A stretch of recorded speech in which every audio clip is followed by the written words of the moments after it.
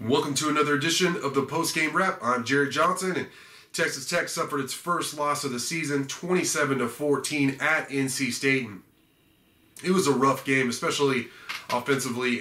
Offensively and on special teams, just for most of the night. It was very frustrating to watch the offense and the special teams just stumble. I mean,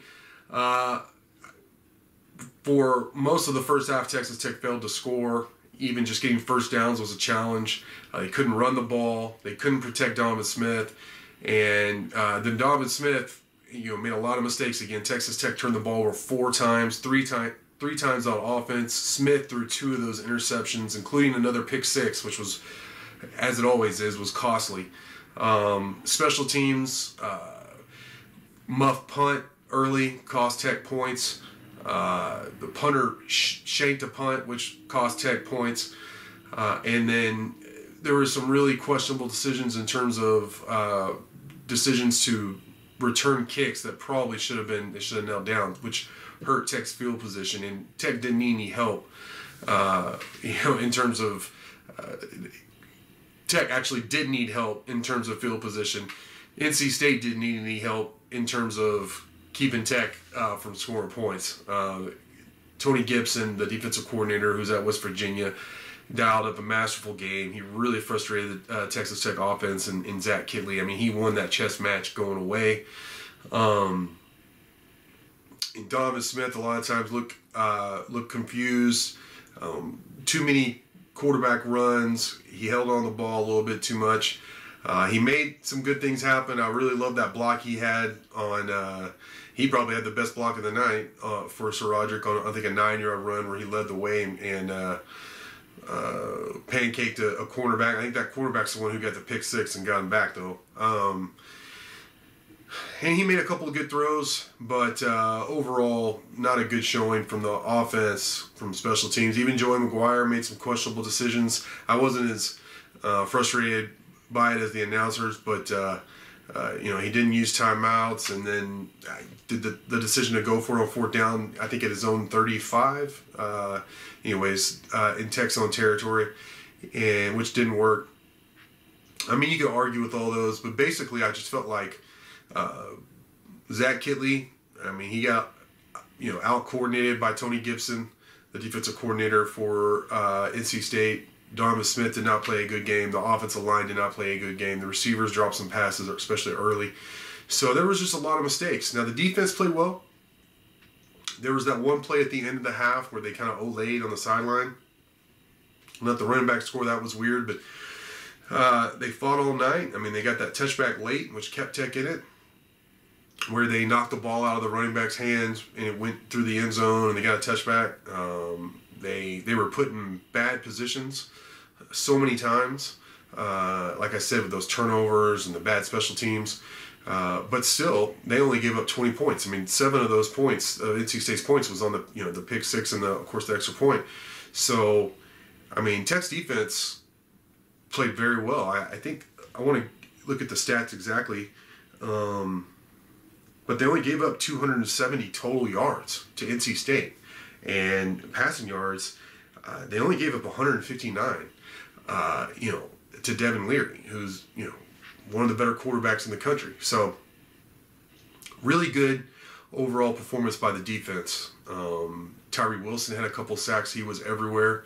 I thought the linebackers played well. I thought Tyree Matthews, who came in, played well. I hated to see that Bryce Ramirez, that gruesome injury. I just hate it for him. It was a really bad injury. I actually got a picture from Pat Pride, the NC State's site for 24/7 Sports, so they saw him on the stretcher and said he was actually in good spirits. They didn't want to post it and be in poor taste with all the emotions of the game and everything, but they wanted to get the message out there that Bryce Ramirez seemed to be in terms of as much as he could be, was in good spirits when he was going off on the stretcher. So at least that's good to hear. You hate that for him, a guy who was a walk-on, earned a scholarship, worked all his way up, and was, he was playing well. To work so hard for years, and then, you hate for anybody to have an injury like that. It was truly gruesome with that broken leg. So, thoughts and prayers go out to Bryce Ramirez. But in terms of the game, going back to it, the offense has a lot of work. The offensive line is going to be something, like I've been saying for months, that they're going to have to overcome. Zach Kittley is going to have to dial out some things, and they're going to have to figure out some things at quarterback. The telecast, they were saying they are hoping to get Tyler Shough back, definitely by the West Virginia game, but maybe even sooner. So, because right now, the offense and the quarterback position is making too many mistakes. Bear Morton came in, he threw an interception. It's late in the game, though. It's definitely, NC State's playing a different kind of defense as well, but he was able to move the ball some. They got to figure something out because they have Texas coming to town to open up Big 12 play next week, 2:30 Central Time in Lubbock. So they're going to have to go back to the drawing board and figure some things out at the quarterback position because there's so much put on the quarterback in this offense that they got to make plays and they have to be efficient and they have to take care of the ball. So Kittley and the offense and the quarterbacks, whoever it ends up being tried out there, has to figure some things out. They have to play more efficiently. So, because the defense is playing good enough for Tech to win, it's special teams. Coach Kenny Perry is a man I respect. He's a very good coach, but he's got to get his special teams together because too many mistakes. It's costing Texas Tech, and the offense is not good enough to where Tech could also lose in the special teams phase. So there's a lot to work on. Texas Tech still 2-1. Big opportunity with Texas coming up. Then you got to go at Kansas State and at Oklahoma State before you get to your bye. So this is a critical stretch here. You need to win at least one of these games. I've said since before the season, if you could split those first 6 games. So here you are. You went 2-1, which you need to do in non-conference. And now you have 3 games against pretty good opponents. Now, Kansas State lost to Tulane, so if Tulane can do it, then Texas Tech should be able to go in there and do it. But Tech hadn't had almost any success against Kansas State, even bad Kansas State teams. So it's a very critical stretch here. Got to get at least one of them. If you get 2 of them, then you're feeling really good about your team. But it starts with Texas. So, they have their own quarterback problems with injuries. It'll be interesting to see what the Red Raiders do and what they do with their quarterback situation. There's just a lot of questions for both teams going in this game to open up Big 12 play. So rough night in Raleigh. First loss of the Joey McGuire era. First road game. They made a lot of mistakes.